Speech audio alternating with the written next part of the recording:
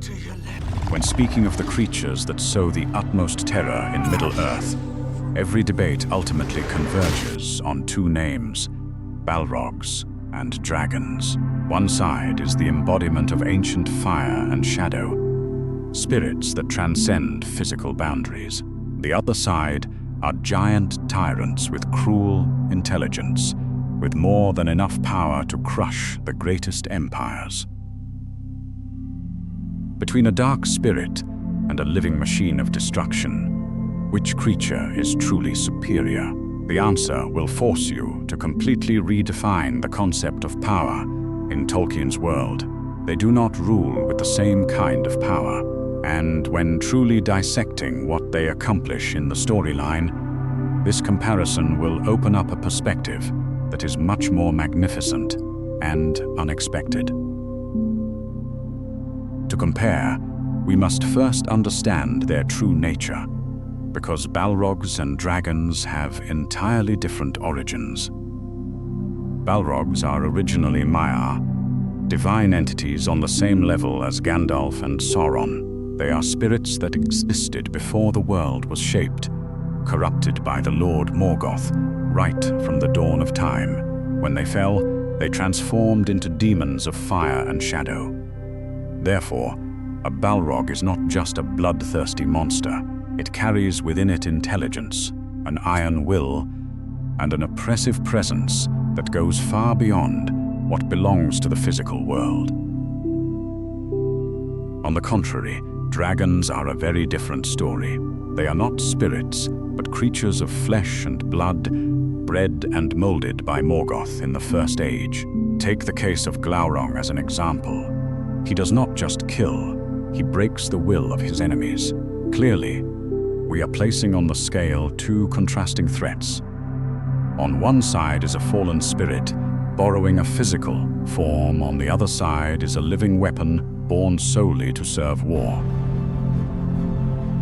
If purely measuring the ability to sweep across the battlefield, dragons are perhaps on a completely different level.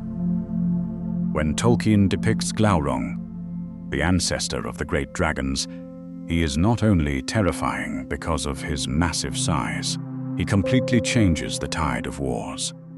Elite armies crumble before him, and the most impenetrable fortresses also fall. And later on, when mentioning Ancalagan the Black, we are talking about a creature so massive that when he was brought down, his body crushed even the majestic towers of Thangorodrim. That is the scale of the dragon's power. They do not just win, they sow terror, manipulate, and reshape the entire battlefield terrain. With Balrogs, the way they display their power is different. Although not described in connection with widespread destruction, whenever they appear, Balrogs absolutely dominate everything in their path. In the First Age, they participated in Morgoth's fiercest battles.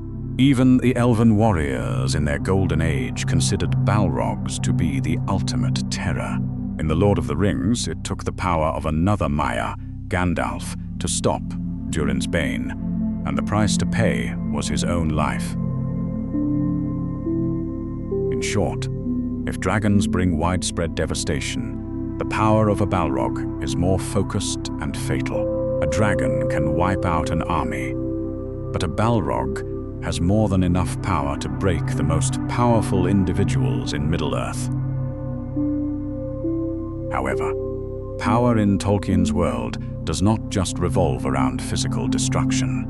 It also lies in the ability to manipulate. This is when dragons display their utmost terrifying nature. Glaurung does not only know how to burn everything to ashes, he can speak, he can think, and he understands exactly how to destroy a person from the inside.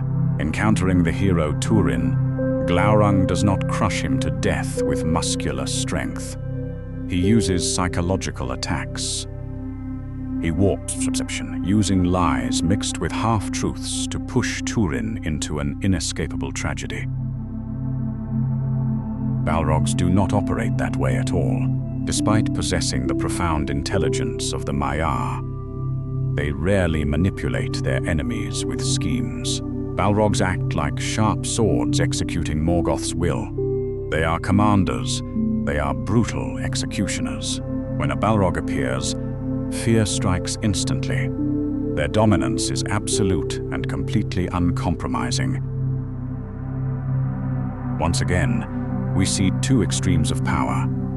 A dragon can ruin you without ever throwing a claw, while a Balrog will crush you the very moment it descends.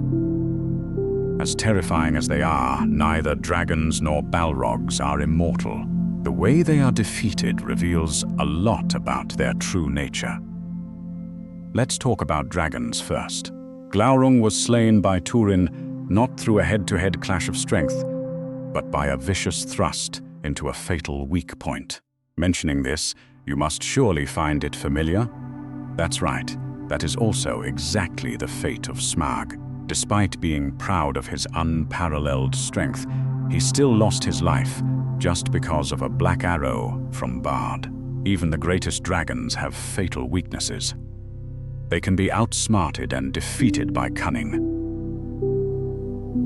On the contrary, the death of a Balrog is never a clean or smooth slash. In the First Age, to bring them down, the greatest elves often had to exchange their own lives. Moving to the Third Age, history repeats itself with the battle to the death between Gandalf and Durin's Bane. Even though he managed to destroy the monster atop Ziraxigil, Gandalf's physical body was also completely destroyed. A dragon can be destroyed by an individual if they are wise enough. But once confronting a Balrog, the price to pay is always a life. This mutual destruction capability makes the Balrog an extremely tough opponent in hand-to-hand combat. Ultimately, there will be no absolute answer for this contest. In terms of scale, dragons hold the upper hand. Glaurung shatters every army, and Caligan shakes the entire continent. But power in Middle-earth is never solely measured by the area of devastation. Balrogs hold a completely different status. They are ancient spirits, the most fierce remnants from the dawn of time, molded to become eternal nightmares. Two monsters, two symbols of power. Dragons dominate the battlefield and shape wars, while Balrogs dominate life and death confrontations and crush anyone who stands in the way. Which one is stronger completely depends on which kind of power you fear more. Tolkien never let these two creatures directly face off against each other. And perhaps that very thing is what makes this topic forever a fascinating mystery.